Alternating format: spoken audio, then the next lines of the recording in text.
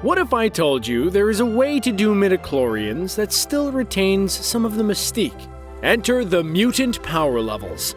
Every comic book fan somewhere in their head has a list, a matchup list, the legendary who would win in a fight list. It doesn't even matter if they've already fought. There's always an extenuating circumstance.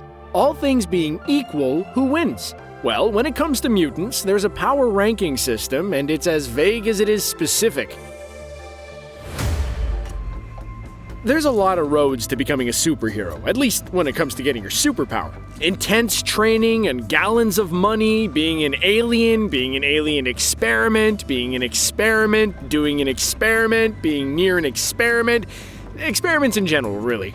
Man, all the experiments I did just make clay volcanoes erupt. One of the signature methods for power in the Marvel Universe is mutants, which is to say they were born that way. Mutants in the Marvel comics are kind of like a lesson in how evolution doesn't quite work, but go with us here, as well as an allegory about civil rights and how a society deals with things that it considers a threat. For the latter, mutants have faced numerous efforts, some successful, some not. Some successful, then not. Time travel. Both sides of the mutant issue have an interest in creating something to help quantify exactly how powerful a mutant is. Can she turn sound into light? Yeah, alright, probably gonna be like a pop star or something. Are you a powerful telepath who can control the minds of several people all at once and just bring your whole class for a one-on-one with the president to deliver a warning? Maybe they want to keep a file on that. Enter the biomutative classification. And what that means depends on what reality you're in, and even then, it's still a little vague. For the Earth we know and love from the comics, 616, that classification uses the Greek alphabet. But in a fashion that will turn out to be a bit consistent, even that is a little all over the place.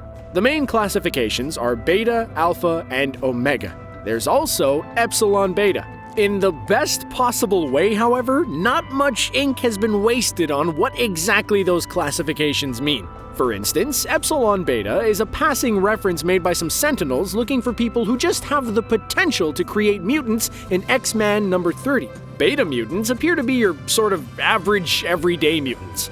They have powers, they can do things. Naturally, to groups like Trask Industries, every mutant is a threat, and betas fall into that category.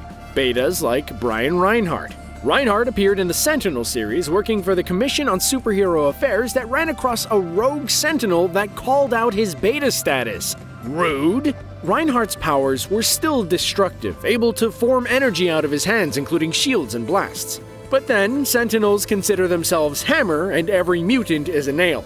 So, even a mutant who wears a tie and tries to rein in the rogue activities or superhero types is still on the business end of Sentinel action.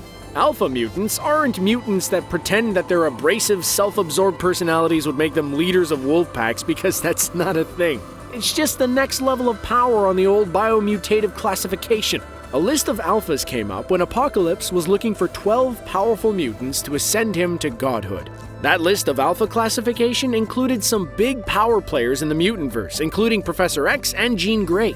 No one has gone out of their way to explain exactly how Alpha and Beta are classified. Alpha tends to refer to power levels, often paired with power type classifications like Psionic. With a list that contains luminaries like Phoenix, Namor, Professor X, Legion, Storm, and Magneto, you'd be forgiven for thinking Alpha is the pinnacle of mutant power. Of course, that would just be silly. There's always more. To make things more complicated, a lot of characters that appeared on lists of alpha-level mutants have also appeared on lists of even more powerful mutants, the Omegas. It's kind of starting to sound like fraternities shuffling for power in the college Greek community, but it's only slightly more complicated. While Epsilon Beta and Beta manage little more than passing mention, and alphas are just associated with powerful known mutants, there has been a lot of attention paid to the Omega Level Mutant.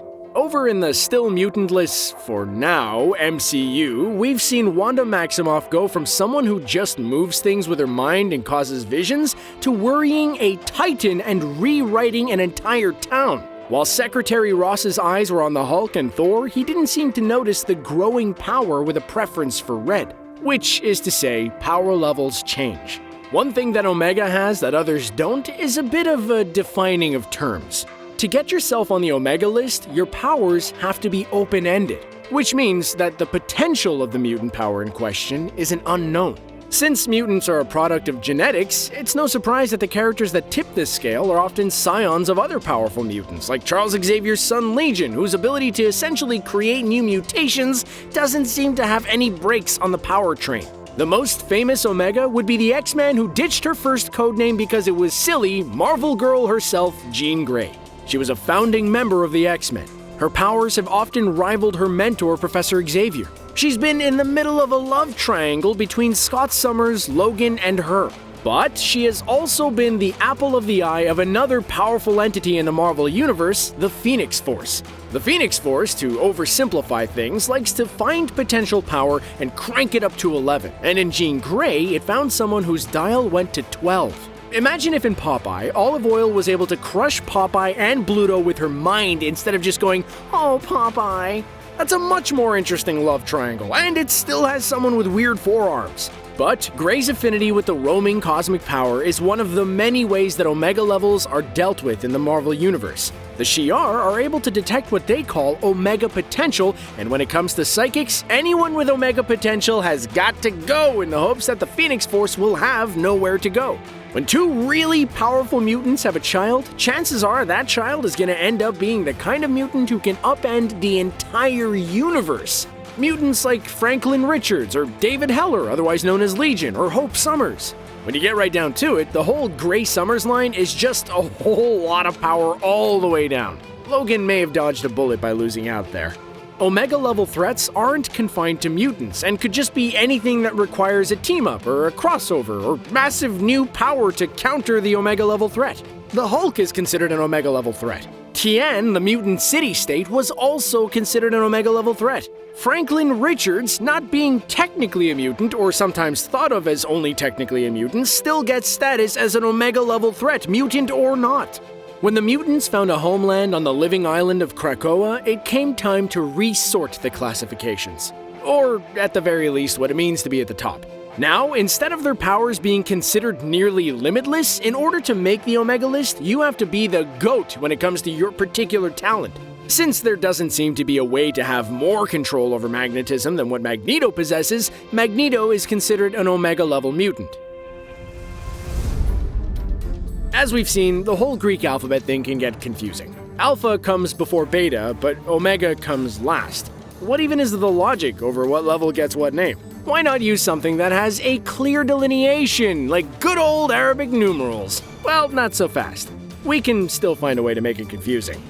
The number system appears with only one point of data in a mutant named Alistar who merits an X-Men level response as a level 1, but that's about all the information that's given. The famous Days of Future Past storyline manages to split the difference, referring to characters as both level 1 and Omega, with Omega being the most feared. Unless you're Nimrod. Nimrod was pretty sure he could take on Omega level threats. When the mutants came to Tinseltown, the numeral system was employed, this time with a sense of which way was up.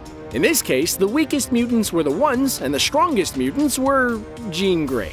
For the cinematic universe, the only one classified as a level 5 mutant was Jean Grey. Jean Grey is the only Class 5 mutant I've ever encountered. Her potential practically limitless. In an attempt to clarify things after M-Day, when Scarlet Witch decided to just eliminate the whole mutant issue altogether by uttering the famous words, "No more mutants," the not at all ominous-sounding Organization 1, or Office of National Emergency, reshuffled the whole thing again. Instead of an out-of-order alphabet or a number classification where you have to ask which end is which, now mutants were classified by plain word descriptors like low, general, significant, high, and severe. If all this seems confusing, the whole ranking system not quite working is what helps make the ranking system work. First of all, several different organizations and groups with different reasons and different agendas would have different ways of ranking mutants. But mostly, it's the difference between an ad and a narrative. Consider, in an advertisement, someone will take the time to monologue about all the advantages of a product they're recommending to a friend, including how it's made, all while holding a label out in their hand. There's little reason for mutants to explain in full to another mutant about the ins and outs of mutant rankings. And the less we know about how those levels are figured, the less time we spend interrogating those ranks and more time just accepting that it means what the story wants it to mean. Think of it this way. If a classification is mentioned in passing to characters who seem to understand what that means happens, we only have the other characters' reactions to understand what that's supposed to mean. Which is how an ill-defined and constantly changing method can work where midichlorians don't.